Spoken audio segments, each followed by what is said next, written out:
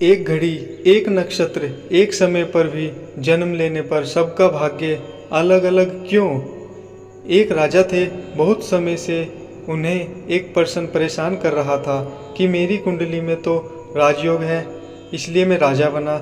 लेकिन जिस शुभ घड़ी, शुभ नक्षत्र, शुभ समय में मेरा जन्म हुआ, उसी शुभ घड़ी, नक्षत्र और समय पर कई लोगों ने जन्म लिया, लेकिन अकेला मैं ही राजा क्यों बना? राजा ने यह प्रश्न अपने दरबार के विद्वानों के सामने रखा। कोई भी इस प्रश्न का उत्तर देने में समर्थ नहीं था। राजा ने पूछा कि मेरी जिज्ञासा कौन शांत कर सकता है? एक विद्वान ने सुझाव दिया कि दूर घने जंगल में एक महात्मा रहते हैं, शायद वह आपके प्रश्नों का उत्तर दे सकते हैं। राजा उस महात्मा जी के पास पहुंचा तो वह आग में से कोयला निकालकर खा रहे थे।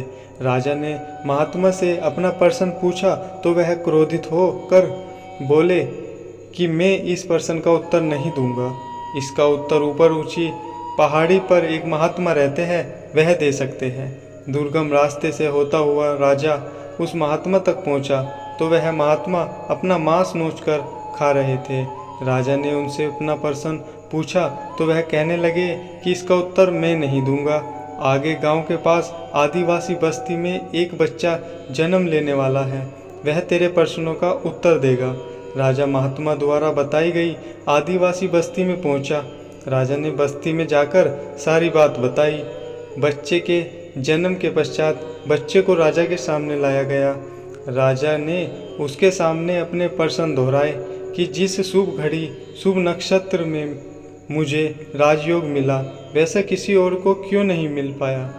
वह बच्चा कहने लगा, राजन, पूर्व जन्म में हम 4 भाई थे। पहला जो आग खा रहा था, दूसरा जो अपना मांस नोच रहा था, तीसरा मैं और चौथे तुम राजन। हम शिकार खेलने के लिए वन में गए। वन में हम रास्ता भटक गए। 3 दिन तक हम भूखे प्यासे वन में भटकते रहे। वहाँ खाने तक को कुछ नहीं था। एक दिन हमें आटे की एक पोटली मिली। हमने आग जलाकर रोटी बनाई। जैसे ही हम रोटी खाने लगे, वहाँ भूख से तड़पते हुए एक महात्मा आए। उन्हें देखकर ही लग रहा था कि उन्होंने कई दिनों से कुछ नहीं खाया। जिस महात्मा को तुमने आग से निकालकर कोयला खाते हुए देखा, जब महात्मा ने उससे रोटी मांगी तो उसने कहा कि अगर मैं तुम्हें रोटी दे दूंगा तो मैं स्वयं क्या आग खाऊंगा? उसने महात्मा को भला बुरा बोलना शुरू कर दिया। जो महात्मा मांस नोच रहे थे, उससे महात्मा ने रोटी मांगी तो वह कहने लगा कि अगर मैं तुम्हें रोटी दे दूंगा तो क्या मैं स्वयं अपना मांस नोच कर खाऊंगा? और उसे अपशब्द बोलकर भगा दिया। जब उसने मुझसे रोटी मांगी तो मैंने कहा कि अगर मैं तुम्हें रोटी दे दूंगा तो मैं भूख से मर जाऊंगा। मैंने भी उस महात्मा को डांटकर अपने से दूर रहने को कह दिया। जब महात्मा तुम्हारे पास आए तो तुमने पूरे सम्मान के साथ अपने हिस्से की रोटी से आधा भाग उन्हें दे दिया, जिसे खाकर उस महात्मा ने तुम्हें आशीर्वाद दिया कि तुम अपने स्वभाव और व्यवहार के कारण फलों, फूलों और खूब तरक्की करो।